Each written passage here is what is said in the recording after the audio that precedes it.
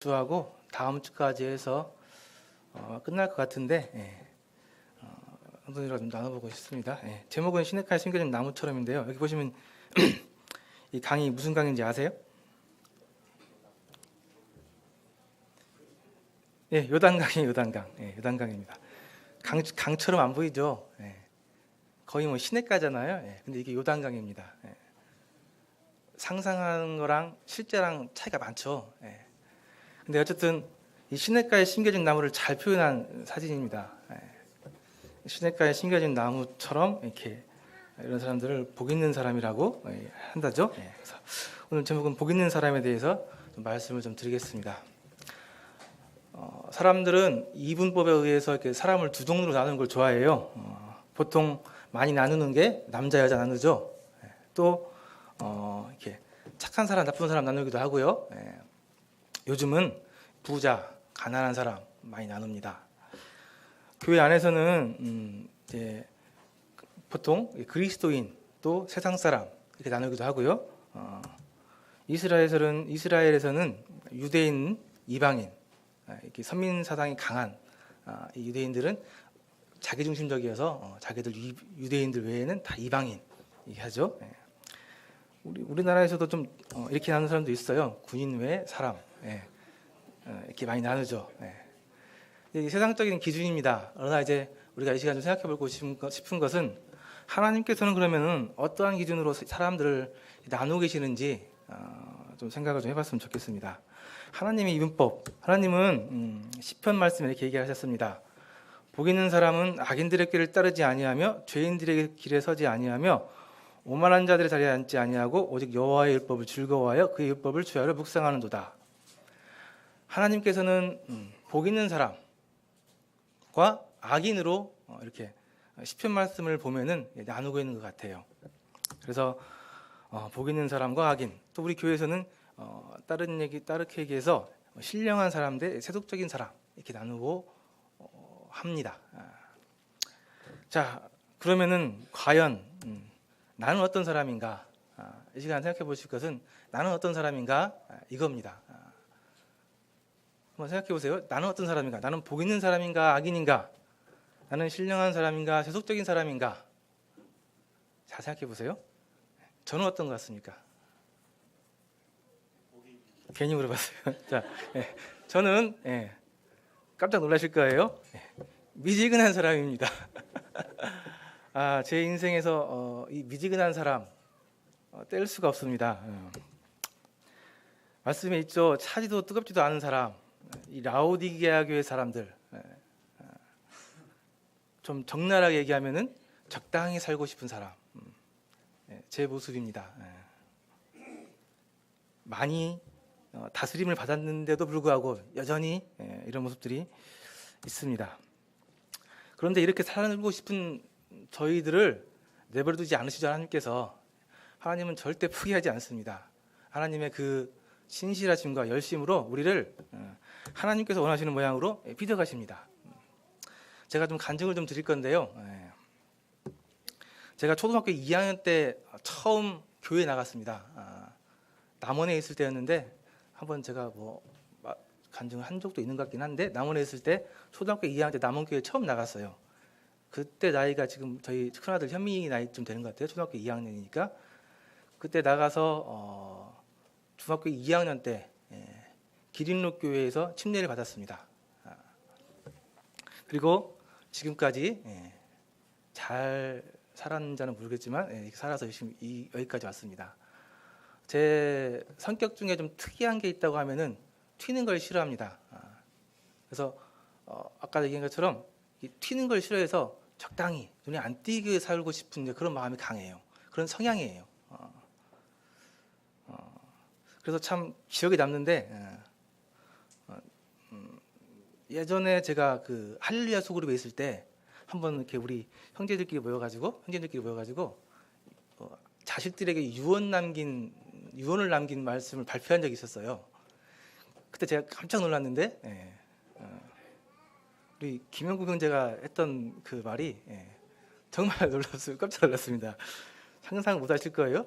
우리 김영국 형제가 뭐라고 했냐면은, 그러니까 아들에게 남기는 유언이거든요. 뭐라고 했냐면은 더도 말고 덜도 말고 나만큼만 살아라.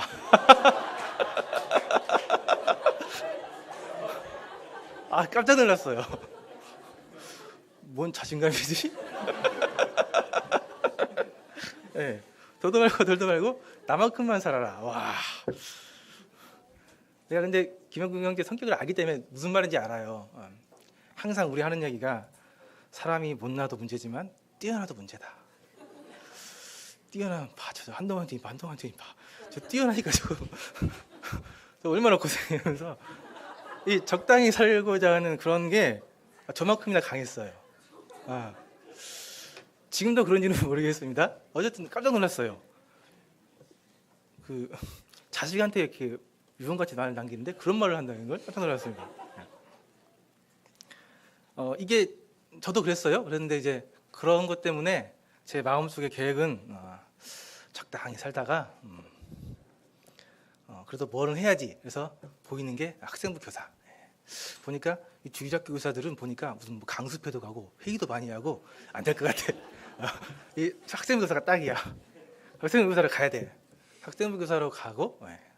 지금은 안 그럽니다. 그 당시엔 그랬어요. 이제 그때 교회학교가 통합하기 전에는 이 주일학교 교사들 막 다니고 막 그랬어요. 그래서 상당히 불쌍한 놈을 쳐다보고 그랬었는데 그런 생각이 있었고, 또 하나 이제 혹시 몰라 내가 나이가 한 60쯤 되면은 교회에서 집사를 할 수 있을 것 같기도 해. 그 정도는 뭐 해야지. 그런데 계획이 좀 틀려졌죠. 이거 계획이 벌써 상당히 오버된 거예요. 약 40살이 되기 전에 집사를 이렇게 하게 된 것 같아요. 물론 이게 뭐 감투 쓰고 그런 건 아닌데 됐고요. 그래서 그 당시에 계획은 그랬어요. 뭐 아무것도 안 할 수는 없으니까 그 나이쯤 되면은 뭐 그 정도는 할 수 있겠지, 해야겠지, 그런 생각이 있었고, 그럼에도 불구하고 지금도 마찬가지지만 장로는 아니야. 이건 정말 사람이 할 게 못해. 그 당시 생각으로. 지금도 느끼는 거지만 이 최고점에 있다는 거, 누가 방패막이 없고 최고점에 있다는 거는 정말 힘든 거예요. 이 조직 생활 가운데 책임자의 위치에 있다는 거는 모르는 사람들은 높은 위치에 있으니까 좋다고 생각할지 모르는데 그렇지 않아요. 이 책임을 져야 하는 자리는 이건 정말 상상을 초월하는 이런 부담감과 고생이 있어요. 그래서 그 당시에도 뭐 지금도 마찬가지지만은 그건 아니야. 그런 계획이 있었어요. 근데 이제 이게 언제쯤 이게 조금씩 바뀌기 시작했냐면은 양육 훈련을 하면서 좀 바뀌기 시작했습니다. 어느 날 이제 장로 의원님께서 양육 훈련을 해야 한다, 이제 하라고 해서 했습니다. 양육 훈련을 했는데 거의 뭐 많이 했어요. 지금 벌써 한 8년 차죠. 지금 5단계까지 와서 지금 계속 하고 있거든요. 양육 훈련을 하면서 가장 달라진 거는 성경을 읽었습니다. 성경을. 저 그 당시에도 그래도 성경을 읽긴 읽었는데 꾸준히 읽지 않았어요. 꾸준히 읽지 않고 보고 싶은 말씀만 보고 그랬습니다. 부끄럽게도 그때 나이가 30이 넘었을 텐데 성경 일독을 못했어요. 왜 그러냐면은 이 구약 성경 때문에 성경 일독을 못했어요. 신약이야 많이 읽고 창세기, 출애굽기까지 읽고 시편, 잠언, 전도서 몇 번 읽었죠. 근데 그 외의 말씀도 구약 말씀 때문에 일독을 못했어요. 제 성격이 뭔가 이해가 안 되면 진도가 안 나가요. 그래서 이 출애굽기 읽다가 이거 뭐야 하면서 이해가 안 되고 하면 진도가 안 나가요. 그래서 읽다가 포기하고 딴 데 이거 때문에 하다 보니까 일독을 못했습니다. 근데 희한하게 양육부 하면서 어쩔 수 없이 일독을 하게 됐어요. 그리고 또 하나 교제라는 걸 하게 됩니다. 그 당시에 이 양육부 멤버들끼리 모여서 교제를 하잖아요. 교제를 하면서 참 여러 가지 얘기들을 해요. 이제 교제를 하게 되면은 그 당시에는 이제 마음을 열어놓고 교제하거든요. 사람이 마음을 연다는 거는 정말 어려운 일입니다. 근데 마음을 열지 않으면은 변화가 없어요. 근데 이 양육부 교제도 처음으로 마음을 여는 걸 저희가 경험하고, 또 저도 어느 정도 마음을 여는 그런 모습들을 보게 됩니다. 그러다 보니까 여러 지체들의 그런 속 사정들을 좀 알게 되고, 그러면서 또 놀란 거는 나만 그런 게 아니구나. 왜 그러냐면은 그 당시에 달의 자매가 자기는 적당히 살고 싶은데 그렇게 적당히 살고 싶은데 내버려두질 않는다는 거예요. 그래서 막 울먹울먹하면서 간증을 하는 거예요. 그래서 내가 속으로 나만 그런 게 아니구나. 다 그렇구나. 근데 이게 희한하게 위로가 됩니다. 예. 이게 하나님께서 다 이렇게 하시는구나. 누구나 다 이런 과정 겪는 거구나 하면서 이게 참 마음에 힘이 되고 위로가 돼요. 울면서 괴롭다고 간증하는데 그러더라고요. 그러면서 이런 교제라는 것을 좀 하게 되고 또 공부라는 걸 하게 돼요. 공부, 성경 공부. 그 전까지는 공부를 해본 적이 없어요. 물론 이제 학생부나 청년부 때 이렇게 뭐 큐티를 잠깐 나누거나 간단하게 이렇게 어떤 책들을 나누고 하긴 하는데 그 당시에는 뭐 그런 좀 깊이 있는 공부는 안 했던 것 같고 처음으로 이제 이 양육부유 각 단계별로 있는 그 책들을 가지고 공부를 하게 돼요. 그러면서 하나님의 뜻은 무엇이고 또 하나님께서 나에게 바라시는 건 무엇이고 또 내가 어디까지 어떻게 순종을 해야 되는지 그런 것들을 하나님의 뜻을 알게 됩니다. 그러면서 한 번에 순종은 되지 않아요. 한 번에 순종되지 않고 그 두 가지인 것 같아요. 교제, 공부, 또 말씀을 통해서 조금씩 생각이 바뀌었습니다. 그러다 보니까 조금씩 순종하게 되고 그래서 제 그 삶을 돌아보면은 그 전까지는 불순종한 삶이었어요. 겉으로야 뭐 워낙 교회 생활을 오래 했기 때문에 교회에서 어떻게 해야 되고 또 어떻게 행동을 해야 신령한 사람처럼 보이는지 귀신같이 잘하고 있어가지고 잘 생활했는데 그 당시에 알았죠. 이게 아니구나. 그래서 조금씩 이렇게 순종하고 좀 변하기 시작했던 것이 그때부터 시작된 것 같아요. 그래서 오늘 사실 제가 말씀드리려고 하는 거는 훈련입니다. 훈련. 우리 그리스도인들은 구원받고 나서 저절로 변화되지 않아요. 절대 저절로 변화되지 않습니다. 제 경험을 통해서 봐서도 말씀 없이는 변화되지 않고요. 말씀을 보기 위해서는 훈련을 하지 않으면 말씀을 볼 수가 없습니다. 뭐 나중에 더 말씀을 드리겠지만은 그래서 어쨌든 이런 마음속에 두 가지 이제 그런 부딪힘이 있었죠. 순종을 해야 될 것과 순종하기 어려워하는 그 마음 두 경향이 있었습니다. 잘 아시는 것처럼 우리 사람들의 마음속에는 두 가지 경향이 있어요. 갈라디아서에 나와있는 말씀처럼 이 육체의 소욕을 성령을 거스리고 성령은 육체를 거스르는 이 두 개가 싸운다고 했죠. 그래서 우리 마음속에는 이게 방향이라는 게 있는데요. 세상에도 이런 기류라는 게 있고 해류라는 게 있습니다. 기류는 이 공기의 흐름이고 해류는 바닷물의 흐름이거든요. 그래서 비행기가 이 기류를 타고 이동을 해요. 그래서 그냥 날아가는 게 아니고 이 기류를 타고 날아가면은 쉽게 힘 안 들이고 날아갈 수 있고요.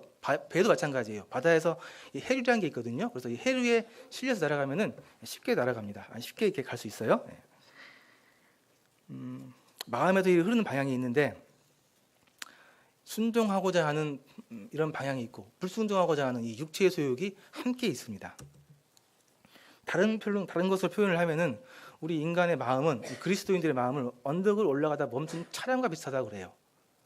그래서 힘을 내서 올라가지 않으면은 저절로 밑으로 내려가지는 후진하게 되는 그러한 상태에 있는 것과 비슷하다고 합니다. 그래서 그리스도인들은 훈련하지 않으면 애써서 노력하지 않으면은 신앙이 떨어질 수밖에 없습니다. 그래서 우리 성도들의 이런 불순종은 하나님의 열심과 부딪혀서 항상 갈등을 일으키죠. 순종하고 불순종 어떤 게 힘든 것 같습니까? 순종하는 게 어려워요? 불순종하는 게 어려워요? 순종하는 게 쉽다면은 다행인 거고 불순종하는 게 쉽다면은 아직 좀 문제가 좀 있는 겁니다. 순종은 할 때는 어려워요. 그러나 하면은 쉽습니다. 근데 불순종은 하기는 쉬워요. 그런데 하면은 나중에 어렵습니다. 이것을 나중에 경험하시고 지금 아마 나중에 경험하게 되실 거예요. 그래서 중요한 것은 마음입니다. 우리 마음속에서 이렇게 두 가지 이런 생각이 싸우는데 이 마음을 참 잘 다스릴 필요가 있어요. 왜 그러냐면은 말씀에 나와 있는 것처럼 모든 지킬 만한 것 중에 더욱 내 마음을 지키라. 생명의 근원이 마음 이에서 남이니라. 그래서 사람의 이런 변화는 이 마음에부터 시작을 해요. 그래서 이 생각이 바뀌어야 사람이 행동이 바뀌게 돼 있습니다. 그래서 사람이 바뀌기 위해서는, 변하기 위해서는, 발전하기 위해서는 먼저 마음에서부터 변화가 일어서야 되거든요. 그래서 이 마음이 정말 중요한 거예요. 근데 우리의 마음은 항상 격전지예요. 싸움터입니다. 항상 육체의 소욕과 성령의 소욕이 싸운 격전지예요. 인류 대재앙 중에 하나인 홍수. 하나님께서 모든 인간, 노아의 가족을 뺀 모든 인간들을 다 멸하셨습니다. 왜 멸하셨을까요? 말씀에 보면은 여호와께서 사람의 죄악이 세상에 가득함과 또 하나 그의 마음으로 생각하는 모든 계획이 항상 악할 뿐임을 보시고, 세상에 죄악이 가득했대요. 근데 더 심각한 것은 그 사람들 마음속에 악한 것으로 가득 차 있었다는 거예요. 이건 답이 없는 겁니다. 이건 그 마음속에 계획이 다 악한 것들 뿐이었다는 거예요. 그렇기 때문에 하나님께서 이런 대재앙을 통해서 사람들을 다 멸하시는 이러한 일을 하신 겁니다. 이것을 마귀는 잘 알고 있습니다. 아신 것처럼 마귀는 항상 우리의 마음을 노리고 있습니다. 그중에 이 세상에 신이 믿지 아니하는 자들의 마음을 혼미하게 하여 그리스도의 영광의 복음의 강체가 비치지 못하게 함이니, 마귀는 다른 걸 노리지 않아요. 우리의 마음을 노립니다. 우리의 생각을 노려요. 그래서 우리의 마음을 혼미케 한다고 나와 있습니다. 하나님의 열심만큼 이 마귀의 열심도 대단해요. 거의 모든 걸 걸어서 사람들의 마음을 낳기 위해서 이렇게 노력하고 있습니다. 근데 이거를 몰라요. 사람들은 마음이 얼마나 중요한지. 그래서 우리가 이 마음이 눈에 보이지 않는다고 너무 쉽게 방치를 합니다. 우리 마음 눈에 보이지 않는다고 우리 마음 속에 들어오는 거 별로 중요하게 생각하지 않아요. 근데 그에 반해서 내가 먹는 것, 또 우리 집에 나쁜 것이 들어오는 것은 그렇게 경계해요. 그렇죠? 요즘 먹는 거 얼마나 신경 많이 씁니까? 조금만 머리카락 하나만 들어있어도 이거 난리 나잖아요. 그죠? 그런 거 절대 안 먹어요. 우리 방에 더러운 게 들어와 있다거나 생각해 보세요. 우리 내 방에 생판 모르는 나쁜 사람이 들어와 있다고 생각해 보세요. 악한 사람이 들어와 있다고 생각해 보세요. 얼마나 끔찍합니까? 근데 희한하게 우리 마음에는 이렇게 중요하게 생각하지 않는 거예요. 잘 생각해 보시기 바랍니다. 내 마음속에 지금 선한 것이 있는지 악한 것이 들어오고 있는지 생각해 보셔야 돼요. 근데 중요한 것은 하나님께서는 마음의 중심을 보신다고 하셨습니다. 우리의 겉모습 보는 게 아니죠. 우리 마음에 무엇이 있는지, 어떤 생각을 하고 있는지 하나님께서는 그것을 보신다고 했단 말입니다. 그래서 우리는 이 마음을 지킬 필요가 있습니다. 그래서 마음을 지키기 위해서 우리가 해야 할 것들에 대해서 잠깐 좀 말씀을 드리면요. 이게 이제 경제학 법칙이라고 하는데 당연하죠. 콩 심은데 콩나고 팥 심은데 팥납니다. 그렇죠? 그래서 우리 마음속에 뭐가 들어오냐에 따라서 우리가 어떤 열매를 맺느냐, 그게 정해집니다.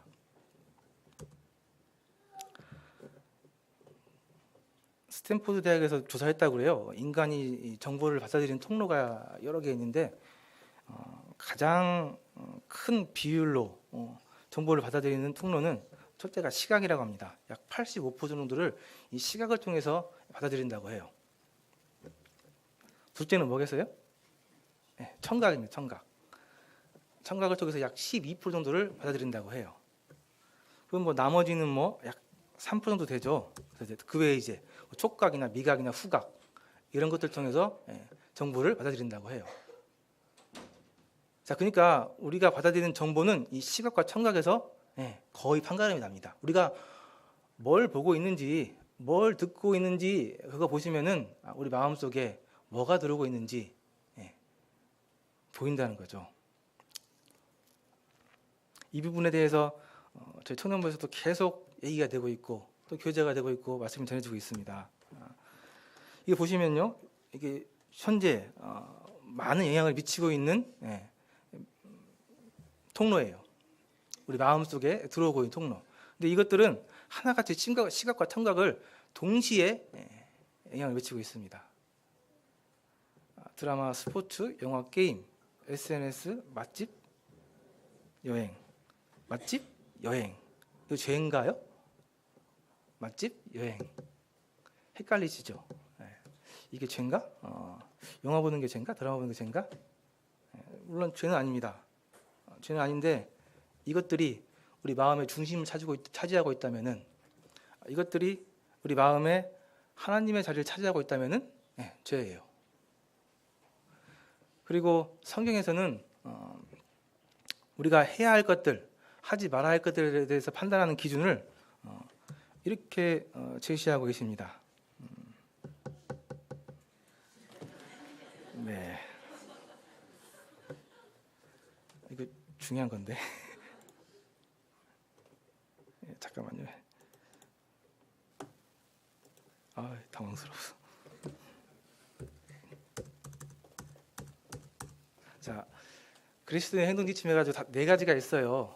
우리가 무슨 일을 할 때 이것이 가능한 일인지 확인을 해보셔야 돼요. 이게 정말 내가 해도 되는 일인지 가능한 일인지 확인을 해보셔야 되고요. 두 번째로, 이게 가능한 일이면 이게 나한테 유익한지, 나한테 유익한 건지 생각해 보셔야 된다는 거죠. 이게 유익하다 한다면은 세 번째, 이것이 교회의 덕을 세우는 일인지 생각해 보셔야 한다는 거예요.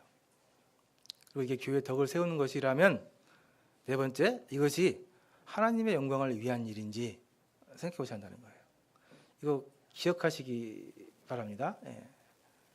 그리스도의 행동 지침이에요. 그래서 우리가 이분법적으로 이건 죄다, 죄가 아니다 판단하기 어렵습니다.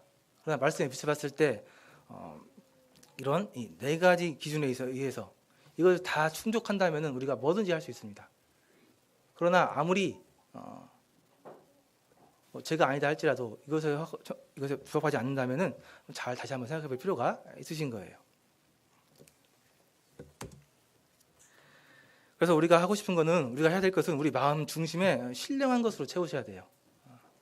우리 마음에 이 죄가 아닌 하나님께 주신 신령한 것으로 우리 마음을 채워야지 우리의 마음이 바로 서게 되고 그 마음에서 우리가 변화된 삶을 살아갈 수가 있게 됩니다. 그래서 이 신령한 것을 추구하는 것을 이제 하나님을 향한 경향이라고 해서 경건한 사람이라고 합니다.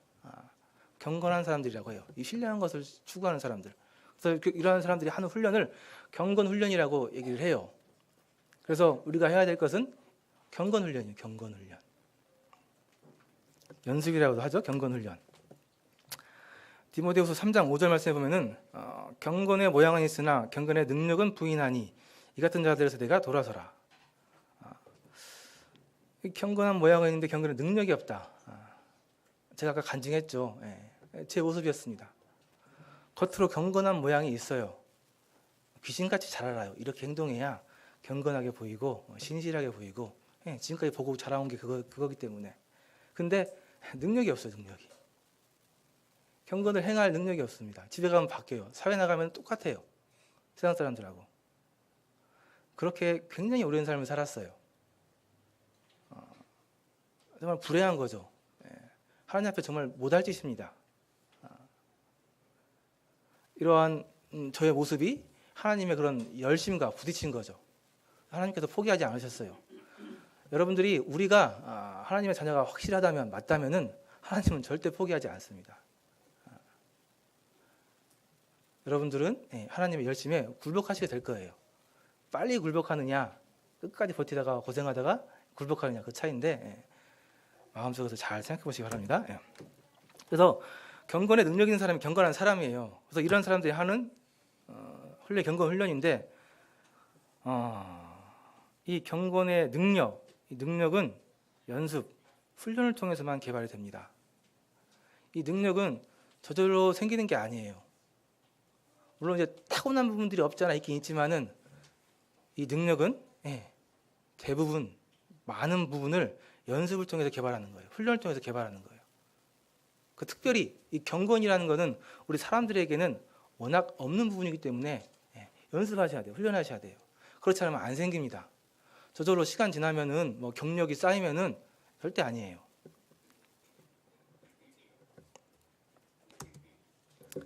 그래서 말씀에 잘 나와 있습니다. 디모데전서 4장 7절 8절 말씀에 망령되고 허탄한 신화를 버리고 경건에 이르도록 내 자신을 연단해라. 육체의 연단은 약간의 유익이 있으나 경건은 범사에 유익하니 금생과 내생에 약속이 있느니라. 경건에 이르도록 내 자신을 연단하라는 거예요. 이게 지금 디모데전서 말씀인데 사도 바울 형제님께서 누구에게 한 말씀이시죠? 이게 디모데에게 한 말입니다. 디모데. 그 당시에 디모데 형제님은 장로 일을 하고 계셨어요. 장로 일을 하실 만한 분에게 경건에 이르도록 연습하라고 권면하신 거예요.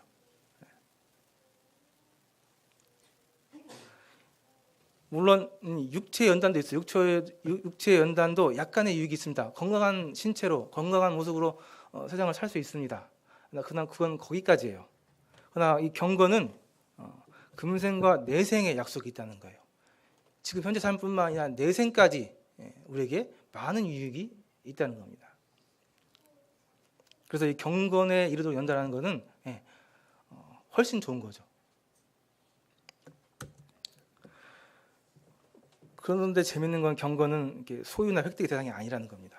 그냥 한번 얻고 끝나는 게 아니에요.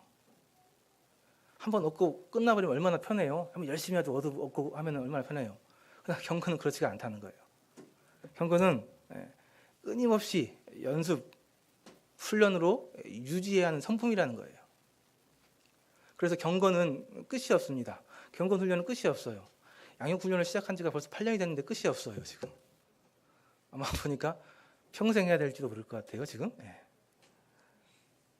그래서 우리 그리스도인들은 주님 오실 때까지 이 경건에 이르는 연습을, 훈련을 계속해 나가셔야 돼요. 이 성품을 유지하셔야 되는 거예요.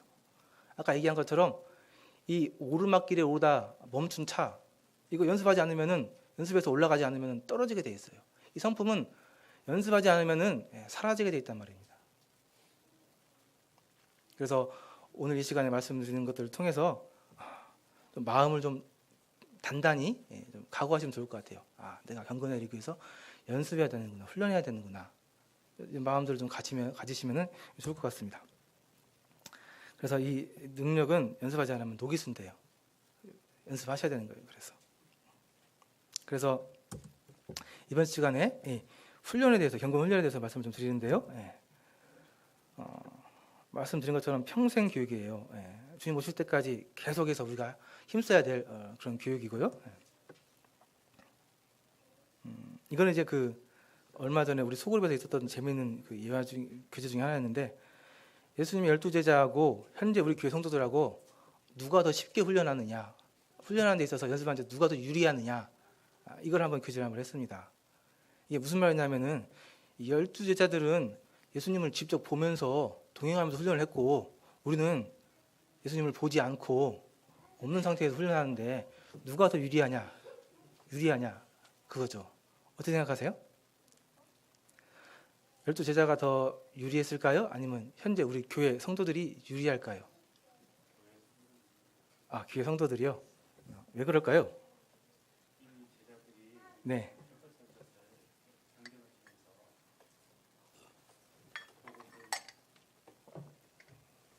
네, 맞습니다. 그때 이제 우리 저희 소그룹 교제에서 나온 교제인데, 물론 제자들은 이제 예수님과 동행하면서 훈련을 받았기 때문에 뭐 직접적으로 받으니까 훨씬 유리하긴 할 텐데, 3년이라는 짧은 시간이었고, 대신에 우리 현재 성도들은 우리 마음 안에 성령님이 계시다는 거죠.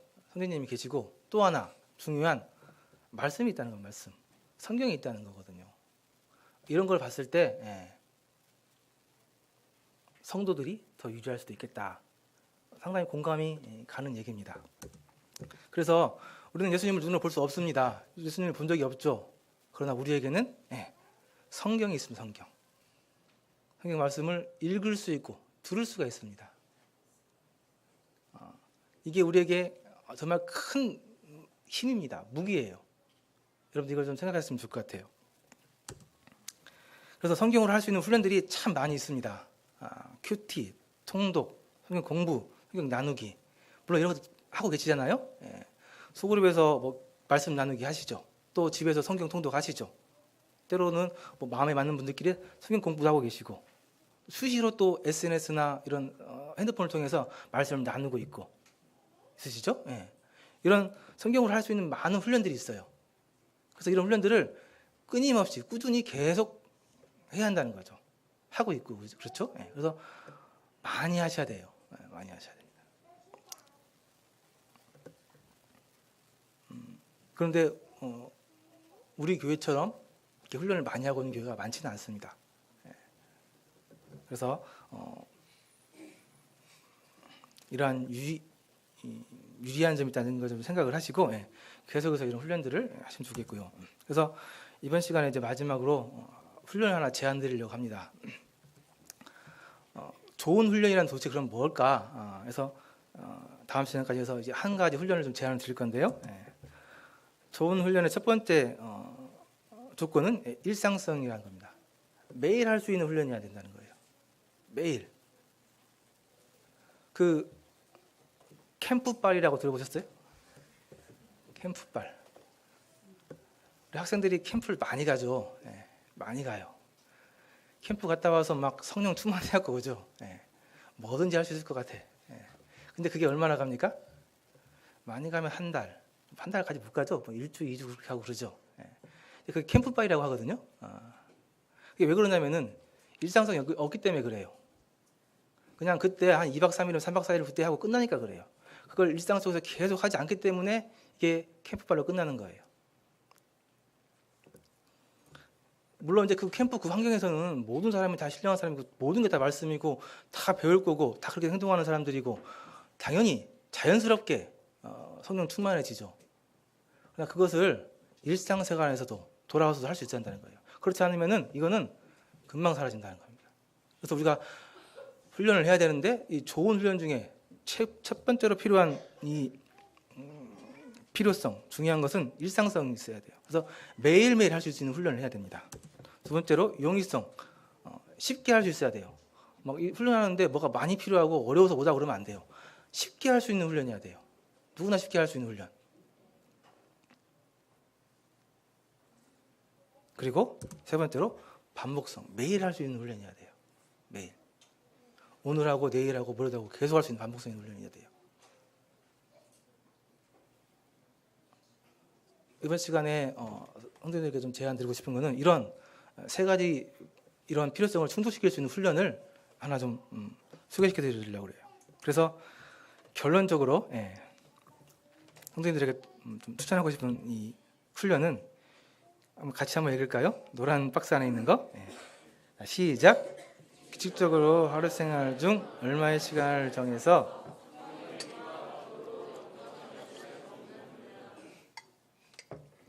이게 뭐죠? 큐티입니다. 큐티. 매일 할 수 있어요. 매일 할 수 있습니다. 성경만 있으면 누구나 할 수 있어요. 의지만 있고 성경만 있으면 얼마든지 할 수 있어요. 매일매일 할 수 있습니다. 그래서 제가 아까 간증드린 것처럼 성경을 읽었다고 했잖아요. 그 말은 성경을 꾸준히 읽었다는 소리예요. 숙제가 하루에 3장씩 꾸벅꾸벅 읽는 거였거든요. 물론 초기 때는 막 꾸벅꾸벅 읽지 못하고 몰아서 읽기도 많이 했어요. 그러나 이걸 훈련을 몇 년을 하다 보니까 꾸준히 읽는 게 습관이 됐죠. 그래서 양육부 훈련에서 제가 훈련하면서 경험했고 또 강조하고 있는 게 큐티예요. 큐티. 매일 성경을 읽는 겁니다. 매일 하나님의 말씀으로 우리 마음을 채우는 거예요. 할 수만 있다면 또 아침에 하루를 시작하면서 하나님 말씀으로 시작하는 거예요. 우리 마음속에 세상에 다른 것들이 들어오기 전에 말씀으로 먼저 채우고 그다음에 하루를 시작하는 거예요. 하루를 살아가는 겁니다.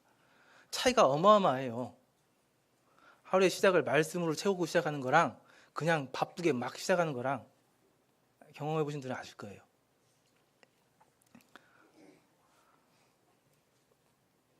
출애굽한 이스라엘 백성들 예를 좀 들어서 말씀을 좀 드리면요, 이스라엘 백성들이 애굽 생활할 때는 신분이 노예였습니다. 그들이 출애굽을 했죠. 하나님의 백성으로 거듭나기 위해서 출애굽을 했습니다. 홍해를 건넜어요. 그죠? 그들이 홍해를 건너면서 이 구속사적 그 의미로 보면은 침례받은 것을 표현을 해요. 그들이 이제 홍해를 건너면서 기존에 애굽에서 누렸던 그 노예의 삶을 이제 끝내고 하나님의 백성으로 새롭게 시작한다는 의미가 있는 홍해를 건넌 것으로 출애굽을 시작합니다. 그들이 홍해를 건너고 어디로 갔습니까? 바로 약속의 땅 가나안 땅으로 들어가지 않았어요. 그들이 그 다음 간 곳은 광야였습니다. 하나님께서 그들을 광야로 인도하셨어요. 무엇 때문에 그랬죠? 훈련시키려고. 지금까지는 노예였는데, 노예 신분이었는데 이제 신분이 하나님의 백성이 변화됐기 때문에 하나님의 백성에 맞는 성품을 키우기 위해서 광야로 데려가셨어요. 광야에서 40년 동안 혹독한 훈련을 받습니다. 그들이 경험한 것은 사람이 떡으로만 사는 게 아니고 하나님 말씀으로 사는구나. 하나님 인도하신 대로 살면은 떡이 필요하지 않구나. 하나님 말씀이 생명이구나. 이런 것을 몸소 경험합니다. 그리고 그들이 훈련이 다 마쳐졌을 때 그 다음에 또 하나 강을 건너죠. 그 건넌 강이 요단강. 요단강을 건너면서는 뭐가 필요했어요? 홍해는 그냥 하나님의 은혜로 건넜지만은 요단강은 건널 때 믿음이 필요했습니다. 훈련을 마친 이스라엘 백성들은 믿음을 가지고 약속의 땅, 가나안 땅에서는 뭐가 기다리고 있었죠? 전쟁, 세상과 싸울 준비가 된 거죠. 그래서 이스라엘 백성들도 마찬가지예요. 이렇게 혹독한 훈련을 40년 동안 했어요.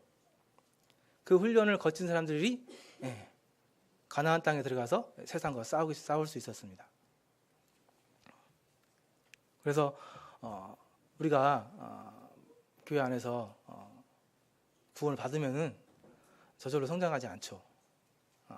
그러나 우리가 착각했어요. 우리 마음 속에는 성령님이 들어오시기 때문에 성령님의 역사로 자연스럽게 저절로 성장할 거라고 생각했습니다. 그러나 실제 그렇지 않았어요. 성장하신 분들은 나름대로 이미 성경을 가지고 훈련하고 계셨던 거예요. 그렇기 때문에 그분들이 훌륭한 분들이 될 수 있었죠. 그러나 일반 저희같이 능력이 없는 사람들은 혼자서 훈련하기가 쉽지 않아요. 혼자 훈련 못해요. 누가 옆에서 같이 해주고 또 도와주고 하지 않으면 훈련을 해나가기 쉽지 않습니다. 작심삼일이에요. 그래서 교회에서 필요한 게 교육, 훈련, 연습. 그래서 우리 교회는 양육 훈련을 하고 있고, 그렇죠? 또 소그룹에서 여러 가지 훈련들이 진행이 되고 있습니다. 그렇죠? 그래서 오늘 이제 말씀을 통해서 이해하고 싶은 것은 아까 이해한 것처럼 일상생활에서 언제든지 성경만 있으면 할 수 있는 이 큐티 훈련, 이 큐티 훈련에 대해서 좀 말씀을 좀 드릴 거예요. 다음 시간에 이제 큐티를 어떻게 하고 실제적인 그런 부분들에 대해서 말씀을 좀 드리도록 하겠습니다. 그래서 이번 시간에 좀 성도들 마음속에는 이 경건을 위해서 우리가 마음을 좀 다잡고 훈련하고자 하는 그러한 좀 마음을 좀 다졌으면 좋겠습니다. 그래서 물론 이제 큐티 잘하고 계시죠. 그렇지만은 좀 더 잘하기 위해서 또 이제 도와드리기 위해서 큐티에 대해서 다음 시간에 말씀 좀 나누고 이렇게 하도록 하겠습니다. 그럼 이상으로 말씀 마치도록 하겠습니다. 감사합니다.